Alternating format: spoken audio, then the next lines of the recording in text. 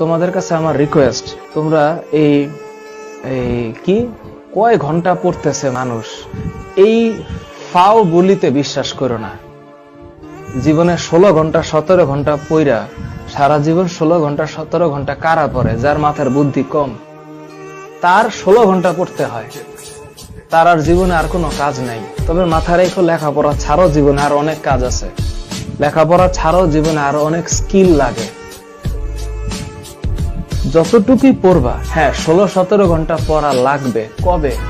BCS পরীক্ষার জন্য যেদিন প্রিপারেশন নিবা তার 1 মাস আগে, নাহলে তুমি অ্যাডমিশন পরীক্ষার জন্য অর্থাৎ ইউনিভার্সিটিতে অ্যাডমিশন পরীক্ষার আগে বিশাল পরিমাণ পড়া লাগে, তখন 16 ঘন্টা 17 ঘন্টা পড়তে পারা যাইতে পারে। কিন্তু এখন 16 ঘন্টা 17 ঘন্টা টানা পড়তে হবে, এটা কোনো মানুষের লাইফ না।